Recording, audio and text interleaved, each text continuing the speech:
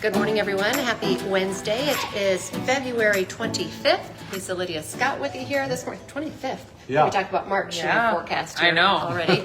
I want to remind you before we get to Lydia's forecast, we're live on Facebook every weekday morning. Love it when you join us live. It stays on your feed, though, throughout the day, so you can watch it whenever it works best for you or listen to it as a podcast. Just go to inform.com/podcast and look for the Inform Minute. All right, overall, things much clearer and calmer for us this morning. That comes with cold temperatures. Cold. It looks nice outside. Yeah. It's nice and sunny, but temperatures are still near or below zero this morning. We're right at about zero here in Fargo. Luckily, the wind is back down after kind of a gusty day yesterday, especially yesterday morning. This morning, we still had wind chill values that were in the minus 20s, but even just over the past couple of hours, the wind has settled even more. It's turning around to the south, and we get a nice break from the wind today. 0 to 10 miles an hour. Not bad. Pretty comfy. Temperatures make it into only the single digits or the teens, so that part's not so comfy, but at least it's only going to feel like those temperatures instead of, tracking a nasty wind chill value all day long. More sun this morning, more clouds this afternoon, chance at a little bit of light snow along and north of Highway 2 tonight. Kind of starting out Devils Lake, Langdon area, and then moving through the Northern Valley, closer to supper time tonight.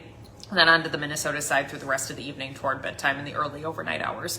Really dry, light snow, nothing very organized. I'm thinking a few tenths to maybe a half inch. Okay. Not a big snow whatsoever. And with a lack of wind, it should just float down nicely. That clears out well before tomorrow morning. Tomorrow we'll actually see a decent amount of sun. I think mostly sunny to partly cloudy. West wind, 10 to 20 miles an hour. Noticeable, but not wicked, but pushing in warmer air. So it's one of those days where I'm like, you can't hate on that wind if you want it to be warmer, because that's what's doing it. Temperatures make it up into the 30s to near 40 for tomorrow. Looking at 38 here in Fargo. Nice. So some melting weather. Friday, we make it into the 30s by about the middle of the day. Then the wind picks up out of the northwest and starts shoving in colder air. We'll likely go backwards as we head through Friday afternoon into Friday evening, which propels us into a cold weekend. That's a single digits for Saturday. Temps only getting into the low teens on Sunday. Not like brutal sub-zero, but I mean, it's late February, so that's cold for this time of year. Your average high now in the upper 20s. So cold for the weekend. Watching out for a chance at a little bit of light snow late Friday night into Saturday. Kind of in a line from like Bismarck into South Dakota, so most of us miss out on that, but I wouldn't be surprised for some of us to get scraped with a little light snow on Saturday morning. That moves out. The rest of the weekend looks dry. I've got us quiet until about Tuesday, where we'll watch for a better chance of snow. It's barely Wednesday right now, though, so detail lacking, but there's a chance of snow about Tuesday of next week. Next week's temperatures are pretty much close to 30 every day. That's not bad. Not bad. A little bit above average. Okay. Could be better, could be worse. Little sun, 30 degrees, a March sun angle. We'll melt some snow with that. So not terrible for next week. Just kind of a cold weekend. All right. That's all. Thanks, guys. Sounds good. Thanks. Okay, we're tracking breaking news this morning. A crash at the intersection of 13th Avenue and University Drive in Fargo. One of the people involved was taken away in an ambulance, but the lights were not on. The crash caused first responders to block off a lane of traffic while they worked the scene. The road is now back open. We're working to find out exactly what happened and the extent of any injuries. This morning, opening statements will begin in the trial of a Fargo man accused of murdering his friend. Leo Darteau is accused of shooting Samson Blay back in 2024 in a South Fargo apartment. We'll have an update for you on what happens in the courtroom this morning, tonight on our newscast at 6 and 10 o'clock. A man from the Grand Forks Air Force Base is badly hurt after a crash in Trail County. It happened just after 10 Tuesday morning on Highway 18, about 15 miles south of Mayville. A van driven by a 46-year-old man was headed west when it hit a semi that was going the other way. The 46-year-old man was airlifted to Fargo with serious injuries. The man in the semi was not hurt. The roads were icy at the time of the crash.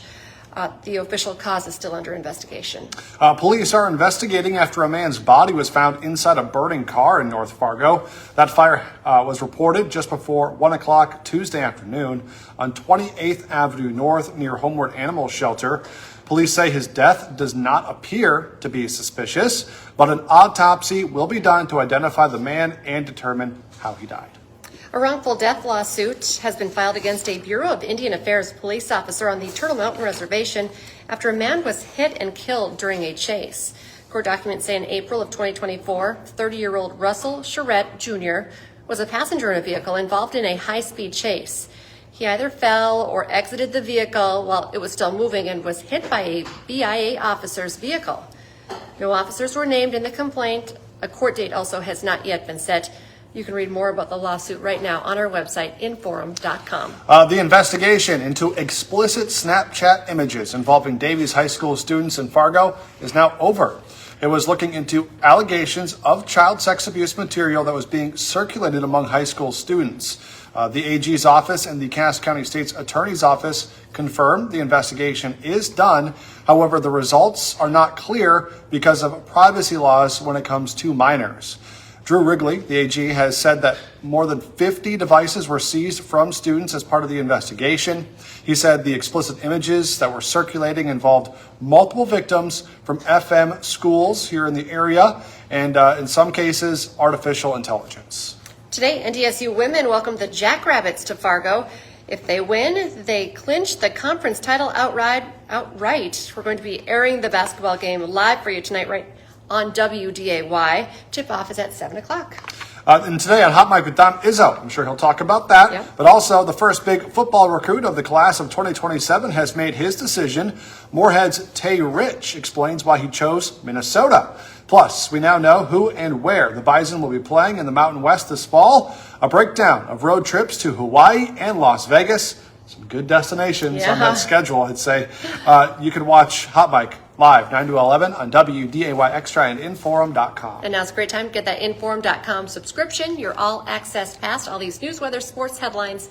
Just go to Inforum.com/subscribe to check out the deals. And be sure to join us for the rest of our newscast today. Next one's at 11, then 4, 5, 6, 9, and 10. And we're back with First News tomorrow morning from 5 to 7. Have a great day, everyone.